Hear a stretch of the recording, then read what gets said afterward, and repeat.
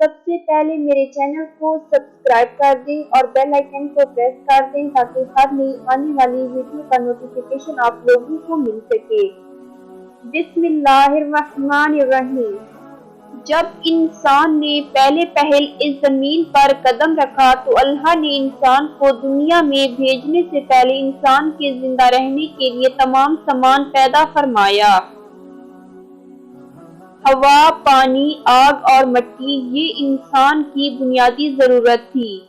اس کے بغیر تو انسان زندہ ہی نہیں رہ سکتا۔ انسان کے جسم میں قوت پیدا کرنے کے لیے کھانا بھی ضروری تھا۔ اس کے لیے اللہ نے پھل، پھول، میوے، پودے، ہرے بھرے درخت پیدا کیے۔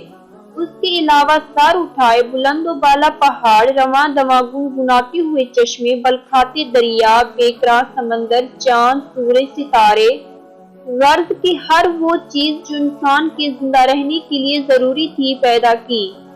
ان سب چیزوں کے علاوہ انسان کے آرام اور سہولت کے لیے اور چیزوں کی بھی ضرورت تھی، وہ بھی پیدا فرمائی۔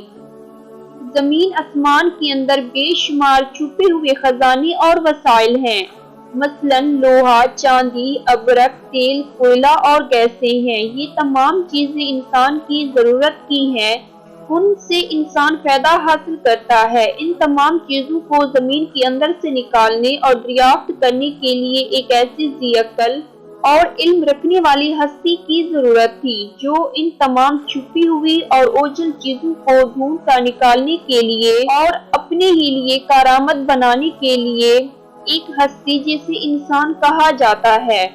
انسان کو اللہ نے عقل اور سوچنے سمجھنے کی صلاحیت عطا کی، پھر دنیا میں بھیجا۔ سب سے پہلے انسان حضرت آدم علیہ السلام سے، انسان کی نسل حضرت آدم علیہ السلام سے چلی اور تمام انسان حضرت آدم علیہ السلام کی اولاد ہیں۔ اللہ تعالیٰ نے حضرت آدم علیہ السلام کو پیدا کرنے کے لیے ارادہ ظاہر کیا اور فرشتوں سے کہا، میں زمین پر اپنا خلیفہ بنانے والا ہوں۔ اس پر فرشتوں نے اعتراض کیا اور کہا، کیا آپ زمین پر انسان کو پیدا کرنے والے ہیں؟ انسان تو زمین پر فساد برپا کرے گا اور خون بہائے گا۔ ہم تو تیری پاکی بیان کرتے ہیں اور تیرا شکر بجا لاتے ہیں، کیا ہم عبادت کے لیے کافی نہیں ہیں؟ اللہ تعالیٰ نے فرمایا، جو میں جانتا ہوں وہ تم نہیں جانتے۔ پھر اللہ نے خود اپنے ہاتھوں سے حضرت آدم علیہ السلام کا پتلا بنایا، پھر اسے سنوارا اور اسے مناسب شکل دی۔ اس کے جسم کا ہر حصہ خوبصورتی کے ساتھ بنایا، پھر اس مٹی کے پتلے میں اللہ نے اپنی روح پھونکی۔ پھر اللہ نے فرشتوں سے پوچھا کہ چیزوں کے نام بتاؤ اگر تم سچے ہو۔ فرشتوں نے جواب دیا، ہم نہیں جانتے، سب سے زیادہ تو آپ جاننے والے ہیں۔ ہم کو تو بس اتنا ہی علم ہے جو آپ نے ہم کو سکھایا ہے، آپ بڑے علم اور برکت والے ہیں۔ اللہ نے حضرت آدم علیہ السلام سے کہا، اے آدم ان فرشتوں کو ان چیزوں کے نام بتاؤ۔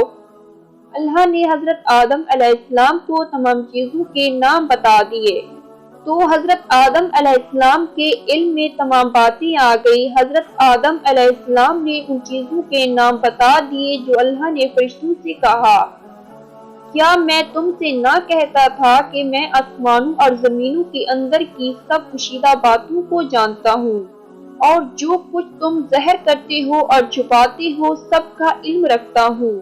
اللہ تعالیٰ نے فرشتوں سے کہا کہ تم آدم علیہ السلام کو سجدہ کرو۔ تمام فرشتوں نے حضرت آدم علیہ السلام کو سجدہ کیا، لیکن ابلیس نے سجدہ کرنے سے انکار کر دیا، وہ غرور کرنے والوں میں سے تھا۔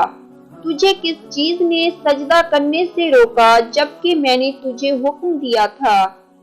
اللہ نے پوچھا۔ ابلیس نے کہا کہ آپ نے انسان کو مٹی سے بنایا اور مجھے آگ سے پیدا کیا۔ ابلیس کے معنی مایوس اور نا امید ہونا، اسی لیے کہا گیا کہ جو شخص اللہ سے نا امید ہوتا ہے وہ ابلیس کے تابع ہوتا ہے۔ جو لوگ ابلیس اور شیطان کے بہکاوے میں آ جاتے ہیں وہ پست ہمت ہوتے ہیں۔ جو فرائض ان کے ذمہ ہوتے ہیں وہ ادا نہیں کرتے اور ذلیل و خوار ہوتے ہیں۔ جب ابلیس نے سجدہ کرنے سے انکار کیا تو اللہ نے فرمایا تو آسمان سے اتر، تو نے تکبر کیا اور تو ذلیل و خوار ہوا۔ ابلیس نے کہا کہ مجھے قیامت کے دن تک مہلت دیجیے۔ اس پر اللہ تعالیٰ نے فرمایا تجھے مہلت دی گئی۔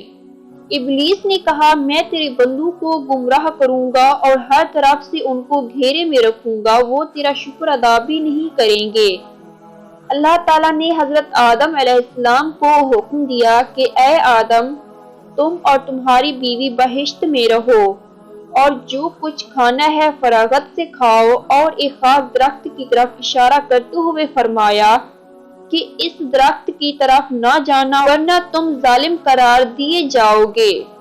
چنانچہ حضرت آدم علیہ السلام اور حضرت بی بی حوا آرام سے رہنے لگی۔ تو شیطان نے دونوں کے دلوں میں وسوسہ ڈالا کہ تمہارے رب نے تم دونوں کو اس درخت کے قریب جانے سے اس لیے منع فرمایا کہ کہیں ایسا نہ ہو کہ تم ہمیشہ ہمیشہ کے لیے زندہ رہنے لگو۔ میں تمہارا خیر خواہ ہوں اور تم دونوں کی بھلائی چاہتا ہوں۔ شیطان کے فریب میں آ کر حضرت آدم علیہ السلام اور حضرت بی بی حوا نے درخت کا پھل چکھا تو دونوں بہشتی لباس سے محروم ہو گئے، ان کے جسم سے بہشت کا لباس اتر گیا۔ دونوں اپنے اوپر جنت کے پتے جوڑ جوڑ کر رکھنے لگے۔ ان کے رب نے ان کو پکارا اور کہا کیا میں نے تم دونوں کو اس درخت کے قریب جانے سے منع نہیں کیا تھا اور یہ نہ کہا تھا کہ شیطان تمہارا دشمن ہے؟ حضرت آدم علیہ السلام اور حضرت بی بی حوا دونوں سے غلطی ہوئی، انہوں نے اللہ کا حکم نہیں مانا۔ اس غلطی پر دونوں کو سخت ندامت ہوئی۔ حضرت آدم علیہ السلام نے اللہ سے معافی طلب کی اور دعا کی اے میرے رب، ہم نے اپنے نفس پر ظلم کیا، اگر آپ ہم پر رحم نہ کریں اور ہماری مغفرت نہ کریں تو ہم نقصان اٹھانے والوں میں ہوں گے۔ حضرت آدم علیہ السلام اور حضرت بی بی حوا کو زمین پر اتار دیا اور کہا کہ تم ایک دوسرے کے دشمن رہو گے اور ایک خاص وقت تک تم دونوں کو زمین پر رہنا ہے۔ میری طرف سے کوئی ہدایت آئے تو جو شخص اس ہدایت کو مانے گا نہ انہیں کسی بات کا اندیشہ ہوگا نہ کوئی غم۔ جو میری نصیحت سے منہ موڑے گا اس کے لیے دنیا میں زندگی تنگ ہوگی اور قیامت کے روز اس کو اندھا اٹھائیں گے۔ جب حضرت آدم علیہ السلام آسمان سے اتر کر زمین پر آئے تو وہ فرشتوں کی پاکیزہ باتیں سننے سے محروم ہو گئے، اس لیے دل اداس رہنے لگا۔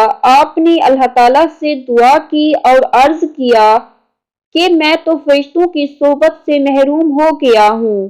اس پر اللہ تعالیٰ نے فرمایا آپ مکہ معظمہ جائیں، وہاں میرا گھر تعمیر کریں، اس کا طواف کریں اور نماز پڑھیں۔ چنانچہ حضرت آدم علیہ السلام جبریل امین کے ساتھ مکہ معظمہ گئے، وہاں کعبہ کی بنیاد رکھی، نماز پڑھی اور طواف کیا۔ حضرت آدم علیہ السلام کے واقعہ سے ہمیں یہ سبق ملتا ہے کہ جس کام کو اللہ تعالیٰ نے کرنے سے منع فرمایا وہ نہ کریں، جو کام کرنے کا حکم دیا ہے وہی کریں۔